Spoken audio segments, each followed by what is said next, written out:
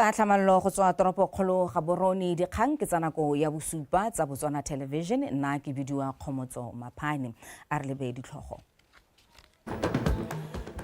Mafatshe a kgaolo ya borwa ja Afrika go tliwa go tshwaraganela go netefatsa gore kgaolo e ipelega mo mohameng wa kgotetso. Bodiredi jwa moepo wa Jwaneng bo kopiwa go tswa ka maano go itebaganya le diphetogo tse di amang mohama wa ditaemane. Mo tsa metshameko wa Ross Branch a re telelwa ke go tswelela le kgaisanyo ya Abu Dhabi Desert Challenge moraga gore skuta sa gagwe se nne le bothata. Yo ranolang ka puo ya diatla ke Patricia Chobanyane wetsu dumela. Tautona advocate Dumaboko a re lefatshe leno le tla tswelela le tlhabolla tirisano mmogo ya lone le mafatshe a sele gore le tle le kgone go tlamela batho ba lone ka dikopo dithuso fa le tlhaelang teng ka jaaka nako ya dibetso tsa tlholego le dithuso tsa go lwantsha dikgang tsa tshenyetso setšhaba. Tautona Boko o ne a bua se fa amogela baemedi ba mafatshe a sele ba le batlhano ba ba neng ba ipega le go simolola tiro ya bone mono o nthatile boti ka dintlha.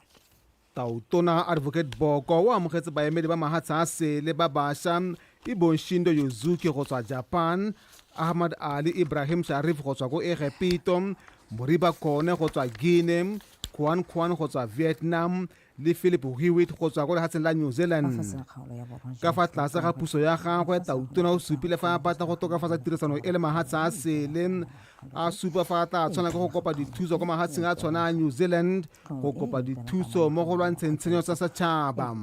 We have now renewed our quest to overcome corruption in Botswana.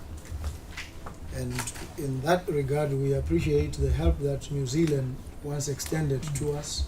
It seems to me that we could still look to New Zealand to say that which you helped us establish. We want to improve now and make even more robust. And we believe that the help that you once extended, you may find reason to extend again. Let me reassure you, we remain committed to working together with Botswana. I think we have many things in common. We are countries of similar size and nature who are trying to work in a very complex world and fast changing these days. Godimo ga mo lehatshe la Botswana le supa fa baemedi ba mpata le tisa moko mo tirisanong ya lona le mahatshe a sele ka jana mahatshe As you may be aware, and I'm sure you certainly are, we've suffered flooding in the last few days, and we look to our partners to extend whatever assistance they can get so that we help the people who have been affected. Particularly interested in supporting your endeavors when it comes to infrastructure. So we have been here at one point. The Arab contractors has been here, and the quality of their work, I can assure you, is of the best nature. Between the two countries, we can share experience, learn each other in terms of the governance, economic development, and how to make a better life for people. And in terms of the foreign policy, we are our policy is self-independence. Le fa go ntse jalo lehatshe la Botswana le supa fa le ikemeditse go thusa la Guinea go thabolola tsamaiso puso ya lone. We believe that Guinea could benchmark here in terms of governance structures, in terms of democratic institutions, and how to basically steer the country back to stability, and we are certain that we could play a role in helping each other. Baemedi ba mahatshe a Japan, Egepito le Vietnam ba supile fa ba tla tsibogela dikopo tsa lehatshe la Botswana go le thusa mo ditirong di tshwana go tswakanya ditsholelo le go tsamaisa ditiro tsa ditlhabololo tse ntseng e le kgwetho mo gae. O nthatile boti BTV News Gaborone. Mafatshe a kgaolo ya borwa ja Afrika go tlhilwe go tshwaraganela go netefatsa gore kgaolo e ipelega mo mohabeng wa kgotetso ka go dirisa metswedi e mengwe tshwana wa marang a letsatsi a fitlhelwang ka bokete mo kgaolong e. Se se tlhalositswe ke Tautona Advocate Dumaboko jaaka ne a bula semmuso phuthego ya mafatshe a borwa ja Afrika ke Sustainable Energy Week mosong ono mono gaborone. Tautona o kaile fa seo se tla thusa gore mafatshe a fitlhelele maitlamo a one a go godisa itsholelo le madirelo. Phuthego e kgobokantse matona a kgotetso go tswa kgaolong ya SADC le baitsanape ba mohama o. Monica Setshwaela ka dintlha. We need to acknowledge that energy is a basic human need. It is a fundamental human right.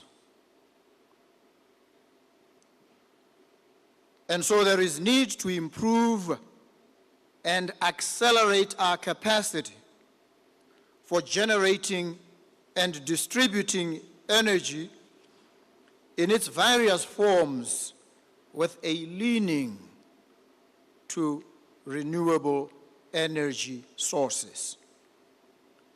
Countries across the SADC region face challenges related to energy poverty. This constrains our economies, leaving millions of our people, especially in the rural areas, without access to critical services like health, education, communication, and such like. A clarion call for an energy-secure region is, therefore, urgent in order to drive industrialization and integration of our economies in pursuit of fulfilling the vision of the Africa Continental Free Trade Area Agreement.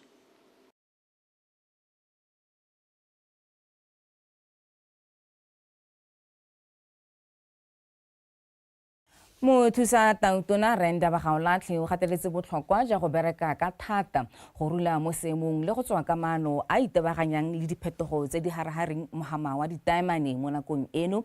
Jalo a rotloetsa bodiredi jwa moepo wa Jwaneng gore ba se ka ba kgobua marapo ke seemo se mme ba se lebe e le tsela e ka ba thusang go hetola dikakanyo go tswa ka metlhale le go hetla le go godisa itsholelo ya lefatshe leno. Mo thusa Tautona o buile se kwa Jwaneng fa a bua le boeteledipele jwa moepo wa Jwaneng. Gilbert Mogorosi ka pego. Mothusa Tautona o supile ha tshwaragano magareng ga puso ya lehatshe la Botswana le khamphani ya DBS Group e nnile le seabe se se bonalang mo go ageng itsholelo ya lehatshe leno. Jalo a rotloetsa bodiredi gore mo nakong eno e seemo sa mmaraka wa ditemane se sa itshetlelang ke nako ya gore bo batle ditsela tse dišwa tsa go godisa le go nonotsha mohama wa ditemane. All of you are accomplished engineers, well certified, high academic attainments. So the country looks to you as a collective to provide leadership. The country looks to you to provide solutions that we seek to reimagine ourselves, to scale heights that we haven't scaled before. The country, until BOTSWANA in particular, is able to reimagine, especially in the face of the diamond slump. Perhaps BOTSWANA can begin to assert and say that we refuse to be placed and inserted and embedded in a particular place of the value chain. We demand and insist as a matter of survival to place ourselves in other parts of the value chain. Mookamedi wa moepo wa Jwaneng ona a supa ha ba itumella tumalano e sa tswang go dirwa magareng ga puso ya lehatshe leno le khamphani ya DBS Group. Moepo wa rona ke open pit a ka ile open pit yana mme hela open pit ya rona e hela ka 2034. After 2034 ya no re tebe re tsena underground re ira mo go underground mining. Me underground mining e setse re simolotse last year. Re simolotse ka mo go bidiwa go underground early works.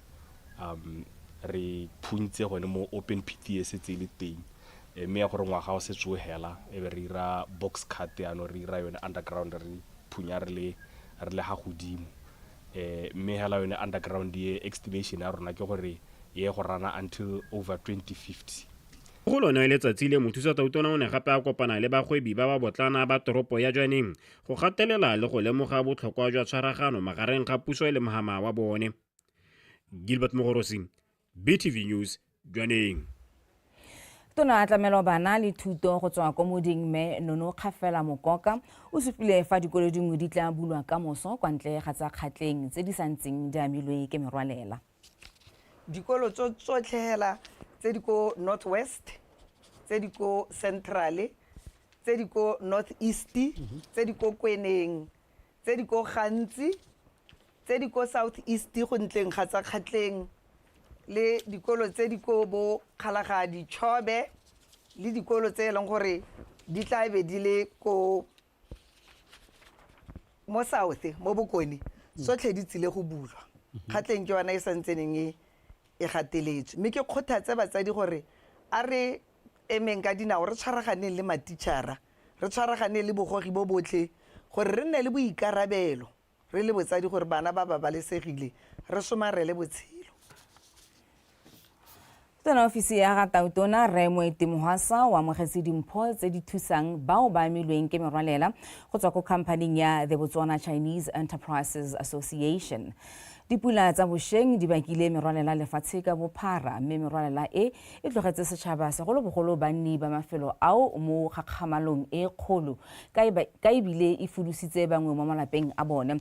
Re Mohasa o tlhalositse fa dimpho tse di abetsweng ofisi ya gagwe di tla thusa batho ba ba amilweng ke merwalela. Palo ya batho ba ba hudusitsweng mo malapeng ka ntlha ya merwalela e oketsegile go tswa kwa go 1,749 go ya kwa go 1,806 mo nakong eno ba le 618 ke bone fela ba ba santseng ba le mo mafelong a tlhophilweng go tlamela ba ba amegileng. Se se tlhotse se builwe ke tona wa merero ya ofisi ya ga tautona Re Moetemohasa fa le kudisa palamente gompieno. The number of people evacuated has increased from 1,806 from 1,749 reported yesterday. From this number, 1,192 have returned back home, and as of today, 618 are still at evacuation centers. Total number of those affected by the flood stands at 5,451, and amongst them, 885 are children, and this has increased from 705 as at yesterday.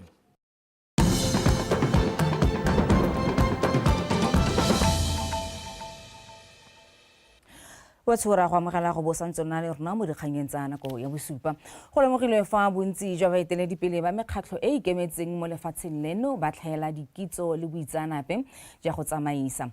Mokgatlho wa Stepping Stones International ka tshwaragano le lekgotla la European Union o tsweletse ka go rutuntsha baeteledipele ba mekgatlho ya mofuta o go ralala lefatshe leno.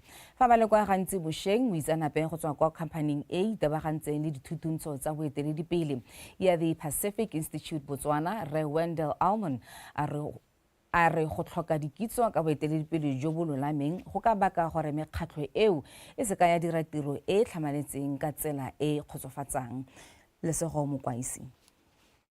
Go nna le dikitso tse di tlhomameng tsa boeteledipele go ka thusa baeteledipele go tsamaisa mekgatlho ya bone ka boikarabelo le botswerere jo bo ka thusang go e godisa gore e tsepame mo monong wa yone. E re ka bontsi jwa yone bo ikaegile ka dithuso go tsweng kwa ntle ga lefatshe leno. Re Almond a re fa baeteledipele ba ka nna le maitebogelo le boitsanape jwa boeteledipele mekgatlho e ka simolola go itirela madi e bo e fetola matshelo a batho ka fa e letsang ka teng. At the beginning we dealt with the idea of potential. Kwa tshimologong ke simolotse ke ba ruta ka bokgoni le gore re le batho re na le bokgoni bo le kae ka gore ga o na le bokgoni o bo sa bo dirise ga gona mosola. Bokgoni bo nna le mosola fela fa o ka fetola bokgoni jo go dira sengwe se o kgonang go se bona ka matlho. Jaanong rona mo go seno sebaka re dira eng gore bokgoni jwa rona bo nne le maduo. Re ithutile gape ka tlhaloganyo ya motho gore go na le dilo tse o ka sekeng o di bone ka matlho mme di le gapele ga gago. Jaanong re dirang gore dilo tse di sa bonaleng tseo re kgone go di bona di bo di re tswele mosola. Around that, how do we see what is not seen? Ha re ntse re lebeletse re bone gore go botlhokwa go tlhokagala segolo bogolo gore go ne le leadership gaps mo di CSO tsa rona. Fine, we have people who we are saying they are managing the project or managing the CSOs, but on a leadership gap in terms of them having the skills and also how they can be able to manage their people on the ground. Mangwane ba tsene thutuntswe ba supile fa dithuto tse ba di amuleng fa di ba butse matlho.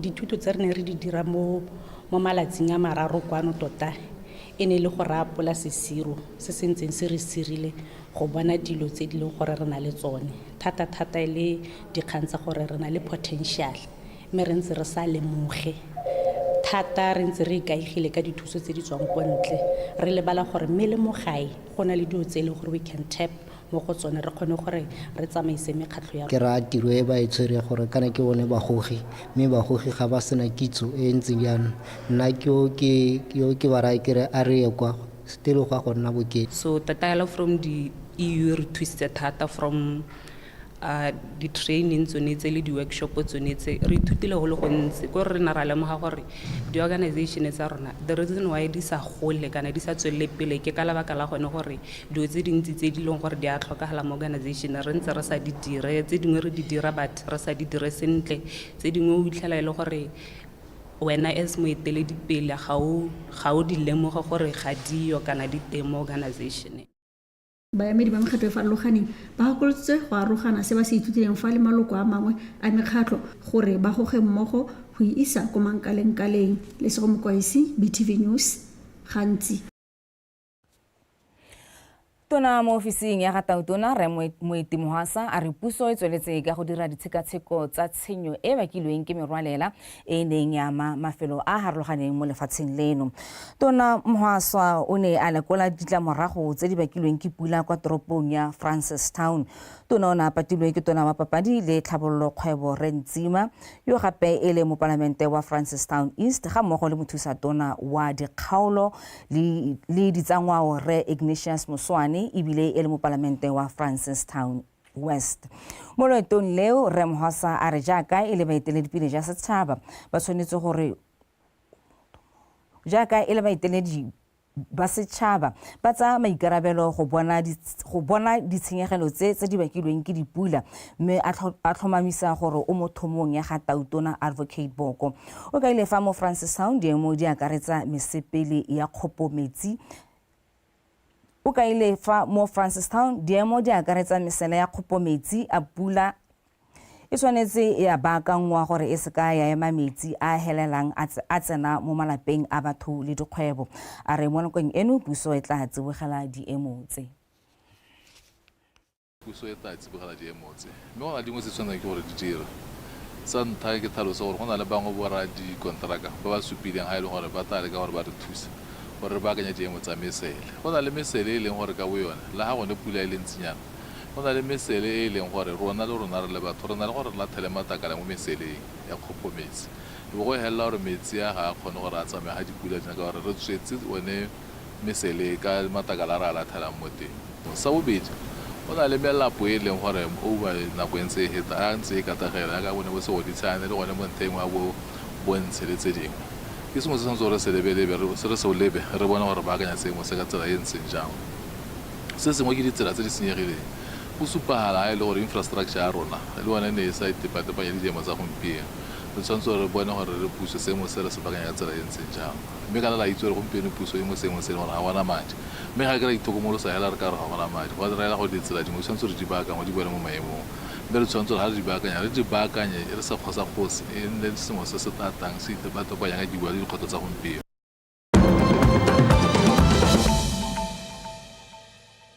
Go tsama hatsasele tautona wa Democratic Republic of Congo DRC re Felix Tshisekedi o supile fa tla buisana le diphathi tsa kganetso go dira puso ya motlhakanelwa go lwantsha seemo se se bakilweng ke dikgoberego kwa botlhaba ja lefatshe leo jaaka ditsuludi tsa M23 di tsweletse ka go bolotsa ditlhaselo ko ditsuludi tse go kaiwa fa di thusiwa ke mophato wa masole wa lefatshe la Rwanda di setse di tsere taolo ya toropo ya Goma le Bukavu go setse gona le letshogo la gore ditlhaselo tseo jaanong di ka nna tsa felela di bakile ntwa mo kgaolong eo. Tautona Sisikedi o setse a kaile fa supa o setse a kile a supa fa sa dumelane le maiteko a go nna le dipuisano le ditsuludi tsa M23 a ka fa di emetse masole a Rwanda. Thato Kgosimore o eme sentle go gonela dikgang tsa metshameko.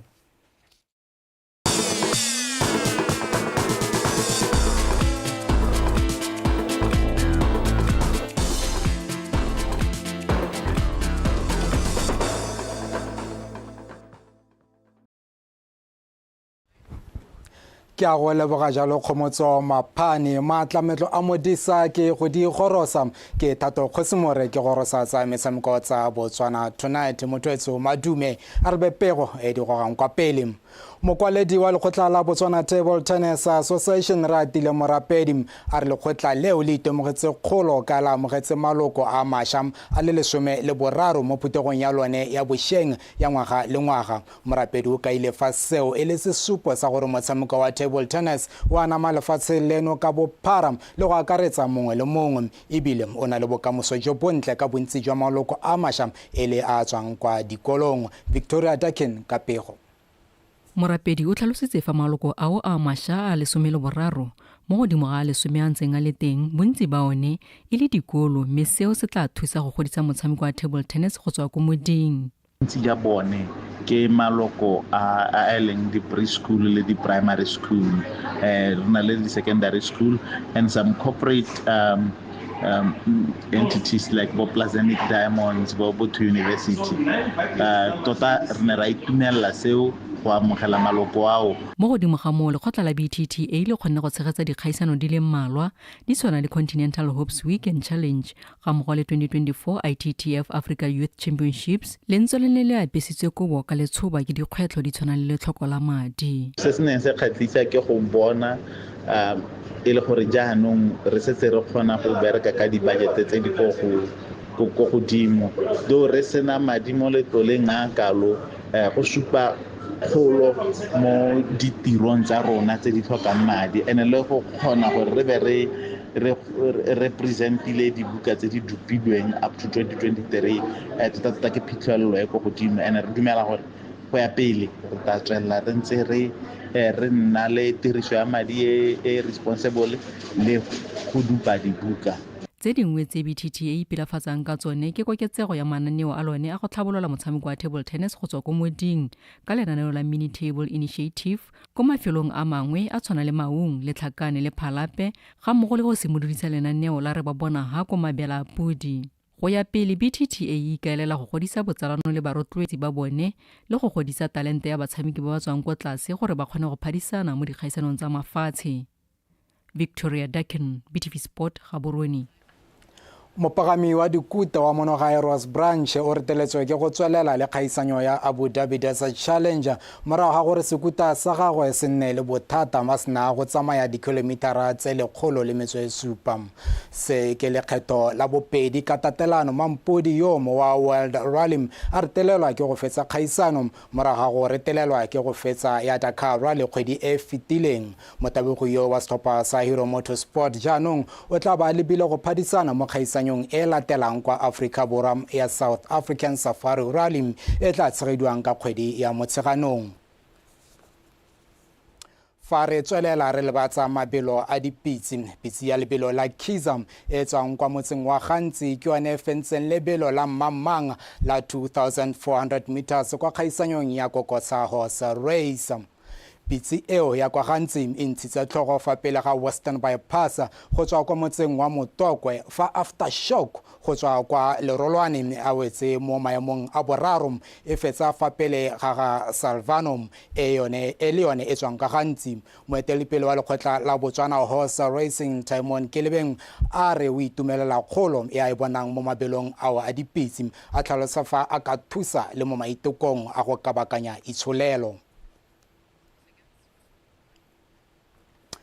Ditlhopha tsa Police 5 le BD 5 ke bona bomampodi ba kgaisanyo ya monongwaga ya Platinum Warriors Basketball Tournament e neng e tshwaretswe kwa mabaleng a SSKB ka mafelo a beke. Mo letlhakoreng la borre Police 5 e fentse BD 5 ka dintlha di le 75 go di le 62 fa bomme ba BD 5 ba ne ba buisa serodumo sa sesole ba fapa Police 5 ka di le 54 go tse 50 a rutla tshepo ke hemile ka dintlha.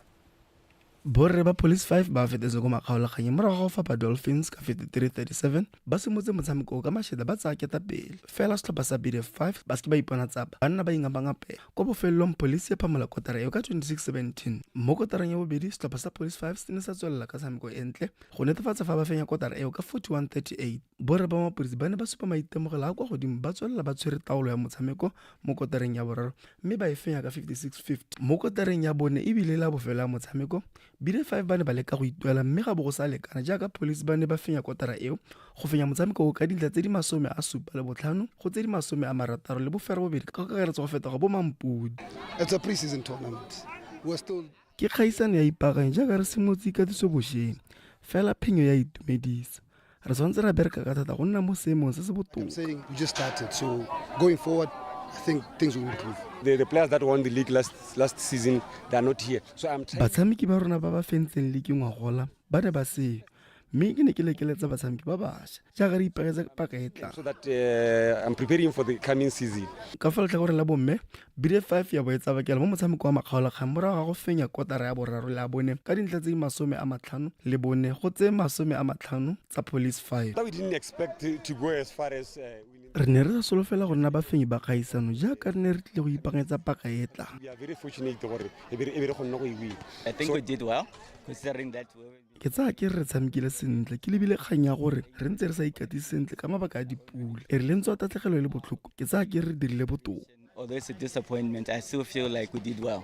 Kgaisano e ya Platinum Warriors Basketball Tournament e ne tsene ke ditlhopha di ferobere tsa bomme le tsa borre tse di ka fa tsagala lekgotla la Botswana Basketball Association PBA mme ditlhopha tseo di ne di dirisa kgaisano eo go itlhokoletsa paka e ntšha ya monongwaga. Tshepo ke hemile PTV Sport SSKB Mogoditshane.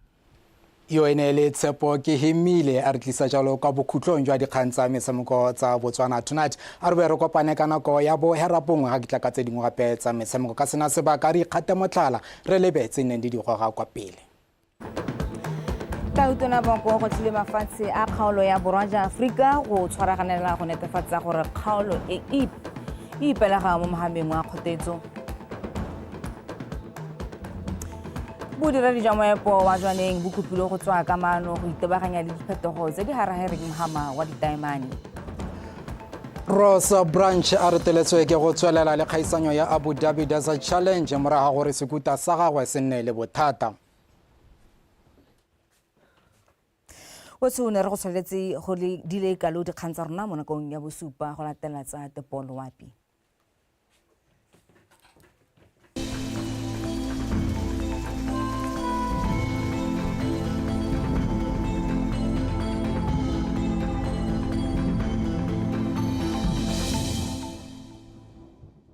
Betsu madume amagala se mosala pele se diwa ke Samuel Ramotonto se sa pula gatiso mo sono kana kwa brobedi se latela masoma matlhano le botlhano ko Mabui Primary School masome a mararo le borobong ko Chukumuchu Primary School masoma mararo le bosupa ko Soronga Police masoma mararo le bedi ko Pilikwe Primary School masoma mararo ko Marula Panilands masoma bedi le borataro ko Tsikinga Primary School masoma bedi ko Shakawe Metrology Station le some le borobedi ko Muinedi Primary School some le bongwe ko Mokane Primary School le some go no kaneng khotla Borobedi ko Gulubani Farm barataro ko Patlokwa National School bone ko Rano Kanyani JSS Pararo ko Ngarange Primary School le bongwe ko Morama JSS.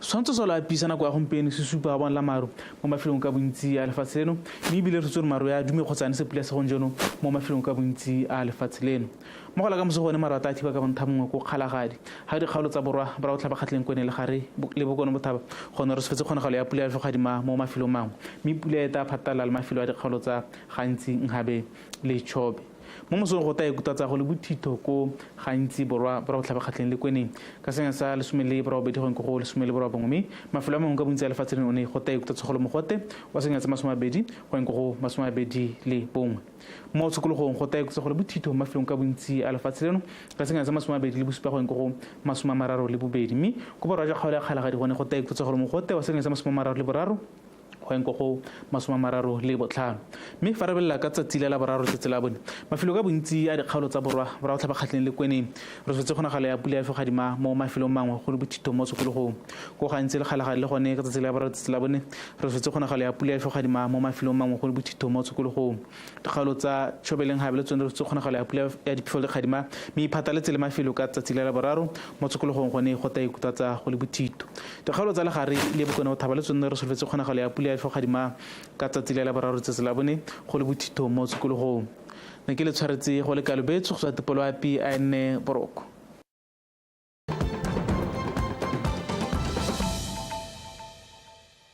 From the onset, I wish to pronounce that Botswana is open for business.